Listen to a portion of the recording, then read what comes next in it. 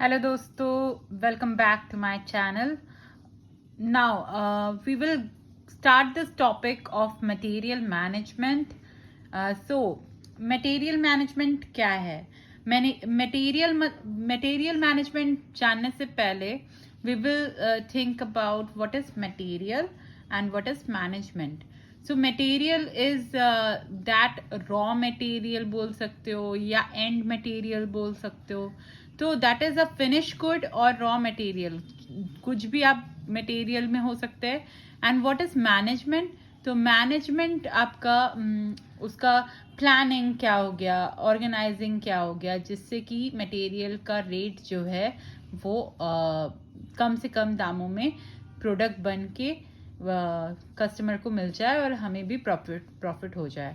So material management is an approach for planning, organizing, controlling all those activities principally concerned with the flow of materials into the organization. So ये एक कुछ भी नहीं है, एक approach है जिससे कि प्लानिंग, ऑर्गेनाइजिंग एंड कंट्रोलिंग करते हैं. किसका? तो वो सारा एक्टिविटीज का जो कि फ्लो ऑफ मटेरियल्स को देखता है into an organisation. Flow of materials, again ये मटेरियल्स वो हो गया कि आप रॉ मटेरियल से फिनिश गुड कैसे बन के आता है, दैट इज, या उसको स्टोर कहाँ करे, इन्वेंट्री का कैसे देखे, ये सारा चीज ये मटेरियल्स, फ्लो ऑफ मटेरियल्स में आ जाता है. सो प्लानिंग क्या करेंगे, which materials to use,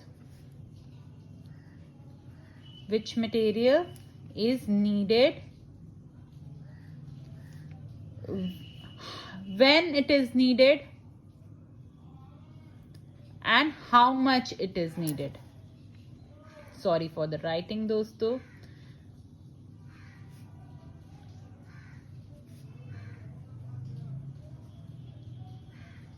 Alright, so how much is it is needed. Organising क्या होता है, और हाँ इसमें प्लानिंग में हम लोग ये भी फोरकास्ट भी करते हैं कि आगे चल के मतलब इन फ्यूचर नीड्स का मटेरियल कितना होना चाहिए, फ्यूचर नीड्स हम लोग देखते हैं, है ना. ऑर्गेनाइजिंग क्या करते हैं, तो arranging in a systematic way. कोई भी सामान आएगा तो वो अरेंज कैसे करेंगे इन अ सिस्टमैटिक वे, ताकि हम लोग को टाइम आने पे, वक्त आने पे वो सामान हमको पहले मिल जाए, है ना. ऐसे होता है ना दोस्तों कि आप कोई भी मेडिकल शॉप में चल जाओ तो उन लोग बहुत सारा अरेंज करके मटेरियल या अरेंज करके दवाई का नाम लिखते हैं या दवाई को रखते हैं, ताकि जल्द से जल्द कोई आए और अगर कोई भी दवाई मांगे वो उसको पता चल जाए कि वो कौन सा शेल्फ में रखा हुआ है, वहां से निकाल के वो दे देता है. तो that is the organizing behaviour of a system. So ये ऑर्गेनाइजिंग हो गया. फिर कंट्रोलिंग करना है. कंट्रोलिंग क्या करना है, सो वी विल कंट्रोल और check and also monitoring the consumption of material. मतलब कितना मटेरियल उसमें से हमको लगेगा, कब कब लगेगा. Consumption of material is needed, as needed.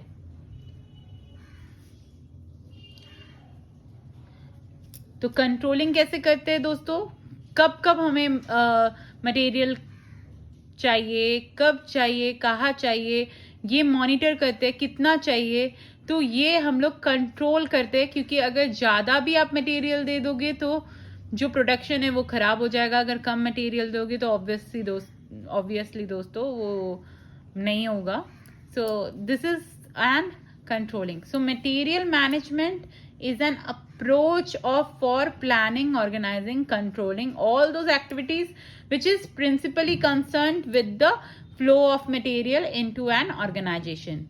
So this can lead to the control of location. हम लोग लोकेशन को देख सकते हैं, उसमें कंट्रोल कर सकते हैं, मूवमेंट ऑफ द मटेरियल कर सकते हैं, and time of those material from their introduction, जब उसको लाया जाता है मतलब रॉ मटेरियल के तौर पे लाया जाता है, फिर उसको प्रोडक्ट प्रोडक्शन पे जाता है, उसको प्रोड्यूस किया जाता है मैन्युफैक्चरिंग प्रोसेस करके, है ना, और फाइनली उसको फिर डिलीवर्ड किया जाता है to the customers. So this is a material management. An organization or company needs following materials to operate. It can be either direct or indirect material like. So direct material में सबसे पहले आ जाता है raw material. So it is directly a material. It is direct material जो हमें company में needed होता है कोई भी सामान को बनाने के लिए. ठीक है. फिर इनडायरेक्ट में क्या हो जाता है, ये तो डायरेक्ट हो गया. फिर इनडायरेक्ट में आप ऐसे लिख सकते हो डायरेक्टली, कोई प्रॉब्लम नहीं है.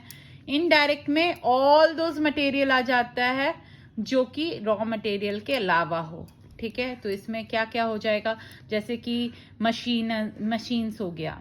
ठीक है. Machinery, tools and their spare part.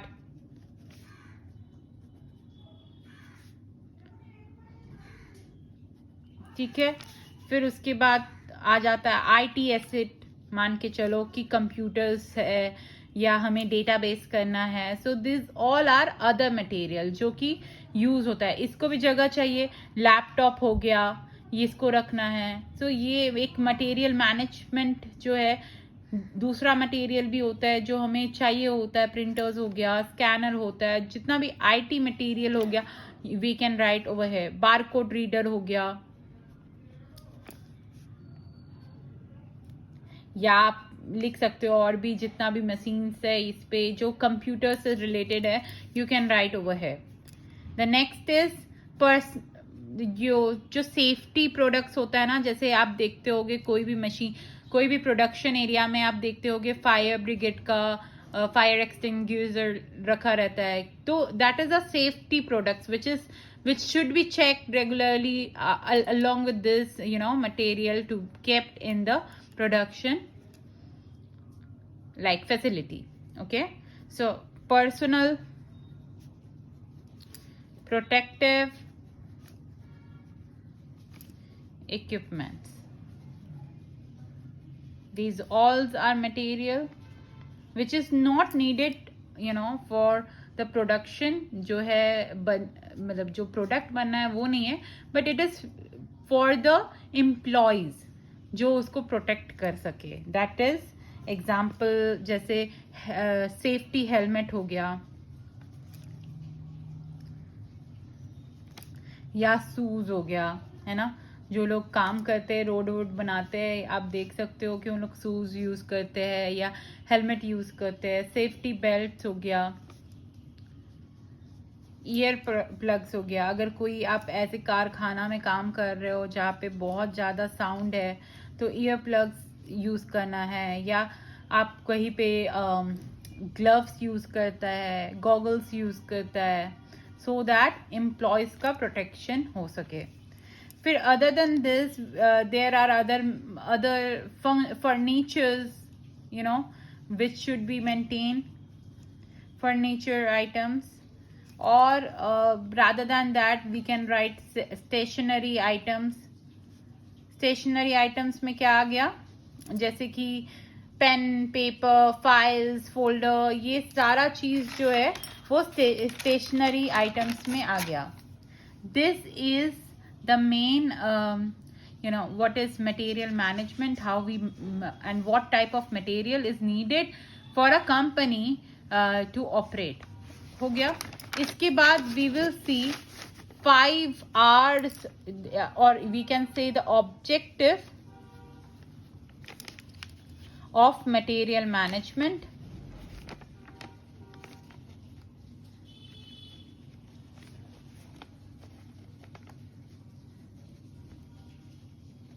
तो ऑब्जेक्टिव में हमेशा याद रखिएगा एक बहुत शॉर्ट फॉर्म है, दैट इज 5 R's.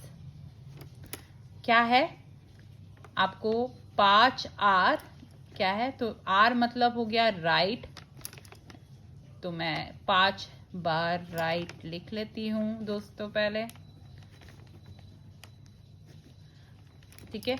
अब राइट क्या हो गया, सबसे पहले क्या ऑब्जेक्टिव होना चाहिए एक मटेरियल मैनेजमेंट में, तो प्रोडक्ट्स मटेरियल जो है वो क्वालिटी वाइज सही रहे, दैट इज राइट क्वालिटी, उसका क्वालिटी बरकरार रहे, वही मटेरियल मैनेजमेंट को देखना है।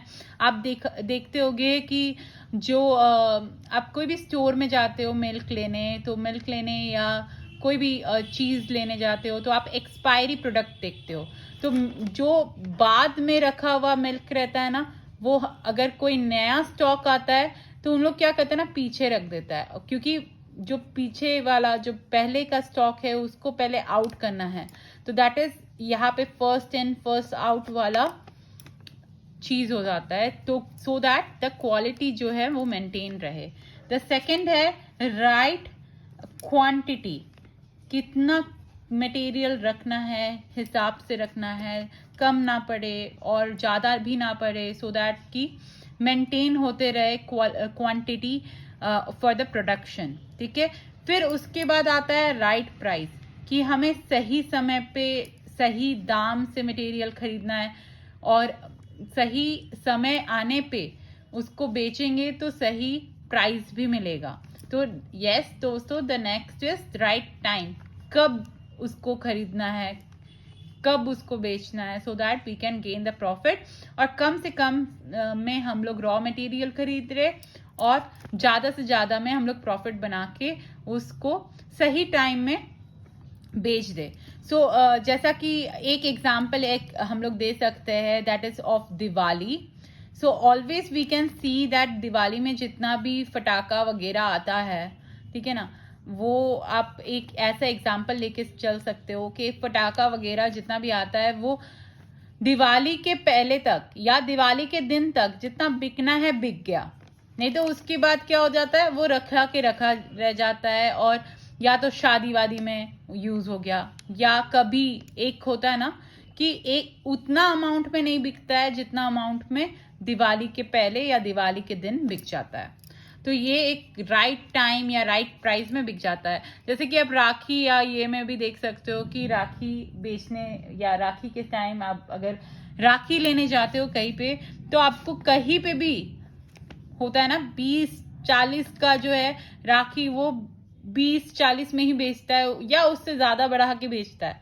पर आप राखी के दिन जाओ या राखी के शाम को जाओ, वो बोलेगा 10 का 4 ले लो भाई, ले जाओ, क्योंकि उसको पता है कि अब ये नहीं बिकने वाला है, अब ये अगला राखी ही बिकने वाला। तो राइट प्राइस राइट टाइम में राइट क्वांटिटी के साथ वो बिक जाना चाहिए, एक्सपेक्टेशन यही है मटेरियल मैनेजमेंट। और एक है राइट सोर्स। राइट सोर्स क्या हो गया कि आपको कहाँ से खरीदना है, कौन सा वेंडर से खरीदना है, रेगुलर सप्लाई मिल रहा है कि नहीं, वेंडर कम दे रहा है कि नहीं, ये सारा चीज हमें देखना है। सो अगर आप अदर ऑब्जेक्टिव में देख सकते हो तो वो बोल सकते हो कि हमें प्रॉपर हैंडलिंग करना चाहिए मटेरियल का, दैट इज अ ऑब्जेक्टिव। ठीक है, हैंडलिंग ऑफ मटेरियल ये हो गया। फिर continuous supply of product with quality, है ना। फिर developing and maintaining the relationship of the vendors and the suppliers with the suppliers. ऐसे ऐसे बहुत सारा ऑब्जेक्टिव आप लिख सकते हो, but this is the main objective of material management. So thank you दोस्तों, आज इतना ही। इसके बाद next stay tuned so that we can check about the function and scope of the material management. Thank you. Have a nice day. Bye.